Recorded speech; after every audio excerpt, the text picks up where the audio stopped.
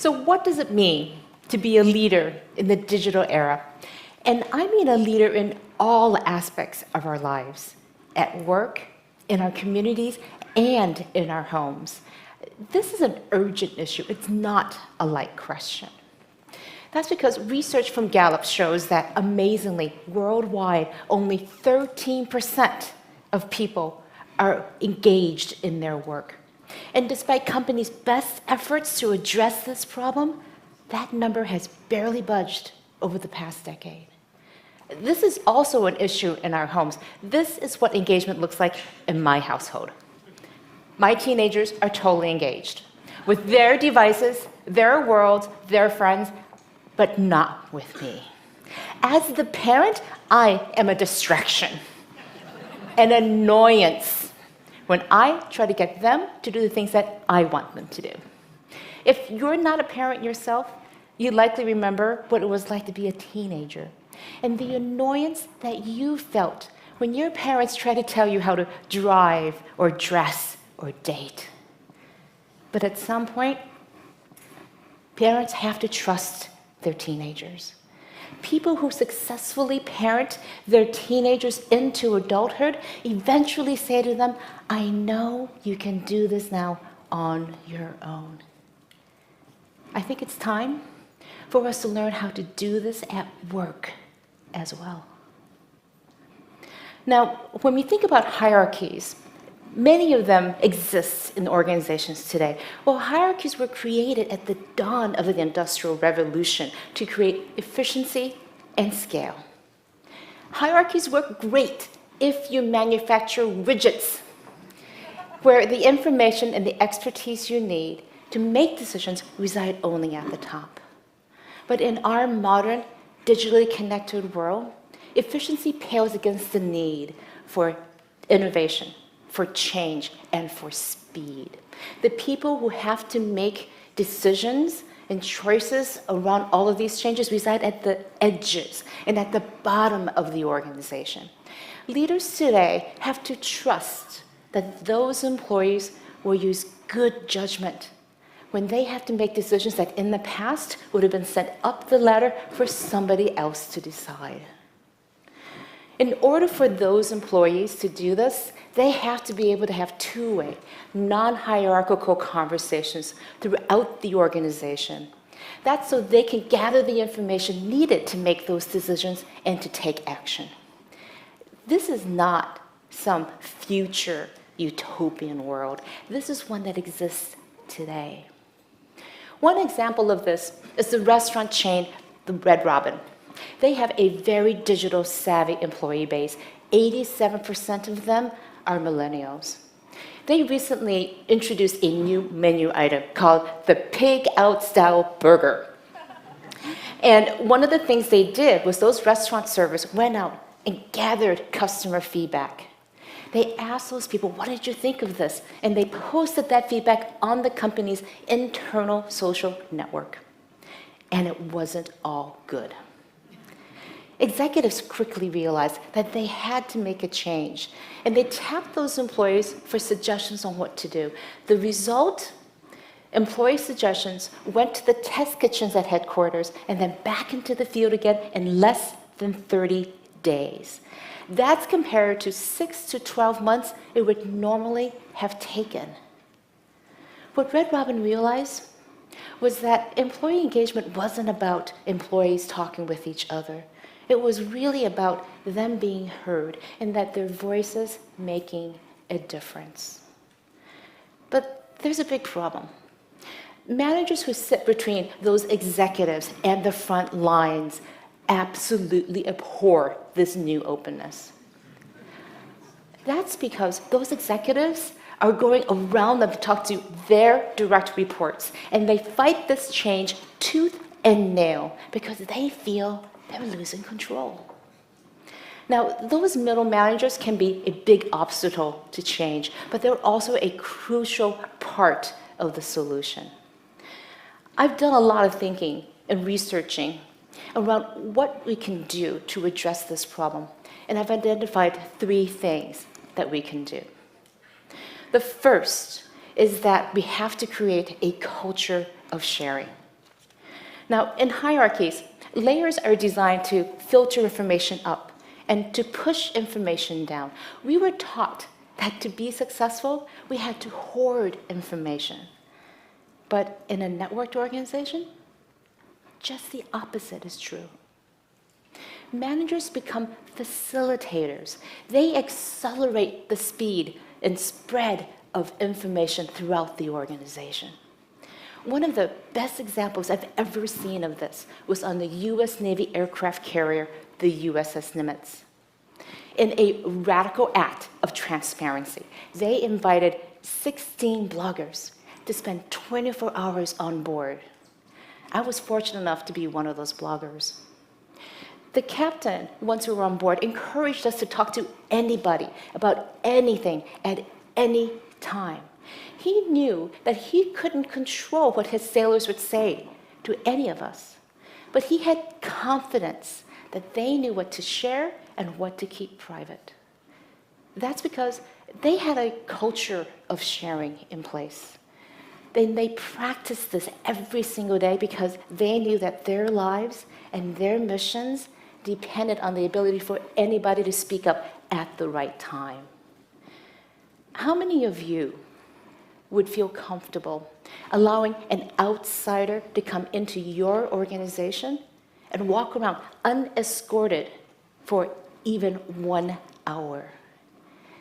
If you had a strong culture of sharing in place, you would feel confident and comfortable that this would be fine.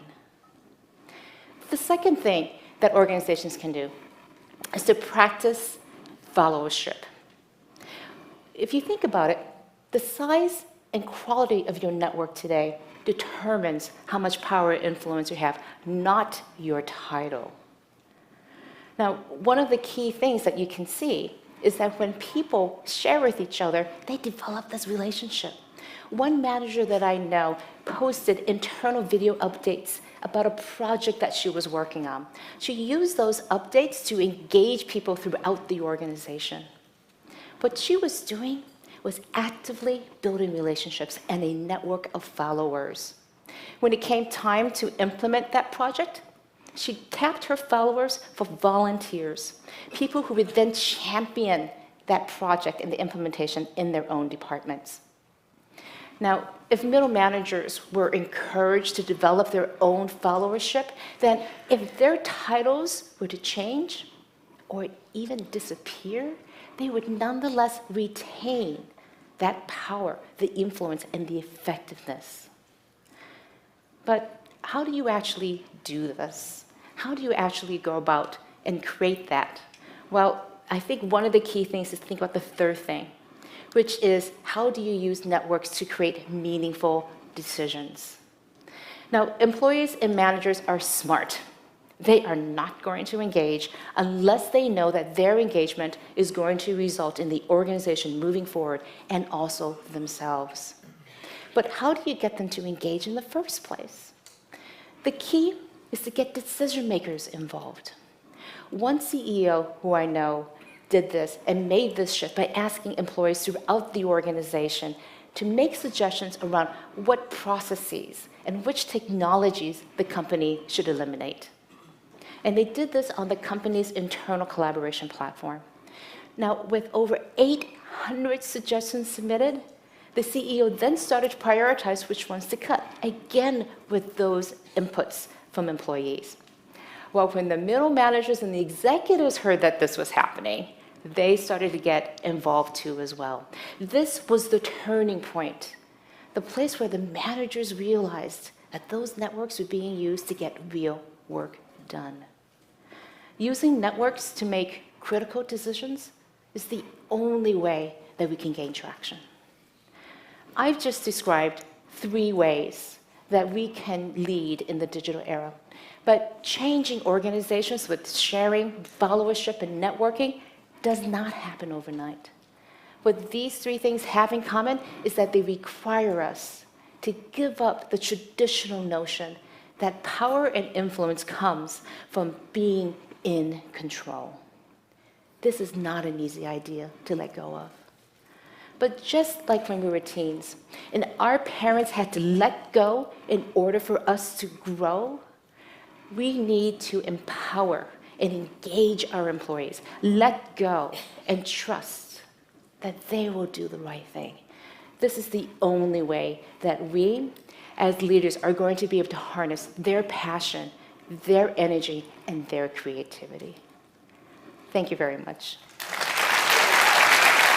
Hello, everyone. Good to see you all. I'm so excited to be here because I'm very passionate about one thing in particular, which is how to create exponential change in our organizations, in our communities, and in our society. And I think you'd all agree there are so many problems that we are facing today. And we need people, entrepreneurs, people who are working inside of these startups and scaling up to be able to address all of these multiple problems. And so the way I think about disruption is that it is an opportunity for change. And we've seen so much of that happening over the past year. We had to do in 5 or 7 days what we would have thought would have taken months or even years to see actually happen. And we went out to the very edges of what we thought we were capable of. And for some of us, despite all the loss and turmoil over the past year, many of us are finding that we're not just surviving, but in some ways we're also thriving. And again, I think this is a key issue that when you're thinking about innovation, it's times when there is chaos and crisis where we rise up and an invention becomes possible out of necessity, out of a requirement. So the work that I do is to study how disruptive organizations are able to do this day in, day out, regardless of whether there's a crisis going on. For some reason, they're able to disrupt themselves. And they understand that it's not about looking for a particular technology or innovation that drives the disruption and that growth. It's actually the growth that they create that drives that disruption. Take Uber, for example. Uber's real innovation wasn't a new technology. They use an existing technology, location-based services, inside of a phone to be able to pull together a new way of looking at the world. And they only became disruptive when they started growing so much that they were threatening existing industries. And that's the key difference. I see large organizations really trying to create change and growth, but they're held back. Even though they have all the money, all the cash, they have the people, the customers, the scale, they're held back because they have these existing customers. And that's the one thing that startups have as a huge advantage. They're not blinded from seeing the future because they have existing customers. They have to go after all these other future customers that these existing companies do not want to reach because they are fuzzy, they're not clear, they're unprofitable to serve. And that's where startups really excel. And it's when you make those the centerpiece of what you are trying to do for the future, that focus on the future, that is the magic sauce of disruptive organizations.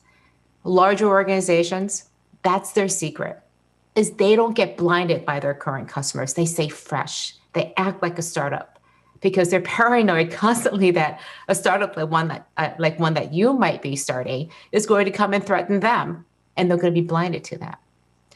And the caveat here is that as you start your companies and as you grow the organizations, you may also become very blinded. You may love, again, your customers because they're responding to what you're building, the products and services you're giving to them. But the minute you become blinded to what the new growth opportunities, to staying fresh, to constantly looking and asking, what if, what else, then you become like these larger organizations and you can't scale. My favorite example of this is Facebook. When Mark Zuckerberg started, he very quickly got all the college campuses to sign on and asked, where else do I grow? And he said, okay, let's go get the high school students. Great adjacency that we can go after. And then he got all of those. And then where do you go to turn next? Now, if you had asked the college students, they would have just said, we just want more of the same. You want other students like us. But Mark Zuckerberg didn't listen to them. Instead, he goes, where is that growth? And he did the one thing that college students didn't want to have happen. He went and brought in their parents. I mean, nobody was asking for parents to join their social network. And he was able to create a good enough experience for them because of the network effects to keep people in the system, even though their parents were showing up. And that's how Mark Zuckerberg was able to grow and scale, because he didn't listen to his current customers, but could anticipate and see what that future experience was going to be like for the parents and be able to craft an overall platform that allowed everyone to be able to connect. So when you're thinking about how to start an organization, I would also encourage you to think about how you're going to be leading the organization. Because leadership is the one key component I found in disruptive organizations that ties everyone together. It's one thing to know this is the customer, this is the product we want to create, these are the needs that we want to address. It's another thing to make sure that everybody is aligned. Now, this is a lot easier to do if it's just you and a couple of co-founders working with you. It's a very different thing to do the minute you add employees, and then as you grow, you have to add managers in order to scale. Organizational design, your culture, all those things begin with your leadership. And the question to ask is this: how are you going to lead? How are you going to show up? And the way I encourage you to think about this is to think about the best leader you have ever had the privilege of working with. Think about that leader, and then think about not what they did or what they said, but how did they make you feel? How was it that they made you feel like you were invincible, that you were responsible, that you could be trusted? That for me, my leader that I think about, she made me feel limitless. And these are incredibly powerful words. And I would encourage you to think about how would you convey that same kind of feeling in the relationships of the people you are leading. Because know this, leadership is simply a relationship between people who aspire to create change and the people who are inspired to follow them. Your relationship with your followers will define everything about your leadership. Your leadership is seen through their eyes. So how are you showing up for them? And very importantly, how disruptive do you need to be? How open do you need to be? How transparent do you need to be in order to bring all of these people along? What I found is that people tend to be not disruptive on or off. It's more of a scale. Think about it as a scale from 1 to 10, where 1 is you don't like any change. You want things to be the same every single day. I don't think there's anybody listening to this live stream who is in that category. But at the other end, 10 means that you're incredibly capable of driving huge amount of exponential change. And the only way that happens is if you are able to lead them. What I found is that there's a strong correlation for 2 characteristics of these disruptive leaders. 1 is an openness to change mindset. And 2, it's leadership behaviors that empower and inspire people to create that change. You're able to align people, bring them along, create a movement that moves along, even if you're not there. And if you want to be that 10, to be able to drive that exponential change, and I want to make a caveat that the goal here isn't to be a 10 all the time, because frankly, you could be a 3, but if your organization is a 2, then you're killing it. But by that same measure, if you're an 8, but your organization is a 9 or a 10, then you're the laggard. So as you're building your organization, take an assessment, ask your team, how disruptive do you feel you are? How overall are we at? And are we as disruptive as we need to be in order to serve the needs of our customers? How fast do we need to go? How much do we need to change? And then ask each other, how disruptive do we see our organization? Because there's a gap between either how high the leaders and the people are and how you perceive the organization. You need to start closing that gap. Similarly, your organization could be seen as going really fast, and I'm feeling like I'm being dragged along, then you need to put more support into the organizational structure and processes to make sure people feel confident creating all that disruptive change that you want to push people towards. The other area that I would say is to think about the culture. Leadership is one part about how you will show up as a leader, and the relationships you want to have, but culture is the engine that determines how fast you can go on your disruption journey. If your customers and your ideal of what they want to need and what you want to create for them is your North Star, is your destination on that map of that journey of disruption you're going to go on, then the culture determines how fast you can go. It's the engine of your organization. And the biggest mistake I find with entrepreneurs and leaders is that you're so focused on the product, creating that MVP. You're focused on the funding and focused on all the other things. That culture is the last thing you think about. I would encourage you to think that it is the very first thing you need to be thinking about. What are the beliefs, the values, the sense of the things that are going to hold you together? Because culture is simply made up of two things: the beliefs that you hold to be true and the behaviors that come out of those beliefs. So make sure that you are very clear about what the beliefs are you want to move forward with. Adjust them over time. Check in and ask yourselves this very important question: what beliefs are holding us back? What beliefs are holding us back as an organization from being the most disruptive organization we can be? What beliefs do we say to ourselves and exhibit and come out in behaviors that our employees, our team members are saying to themselves that may not be able to, that they're not able to be as disruptive as they can be? Some of the things I hear from people is, well, we all have to agree. Well, how do we learn to then disagree? How do we learn to disagree well so that we retain those relationships and that trust? I don't have permission to go do something. And that is, again, a very debilitating thing as your organization grows.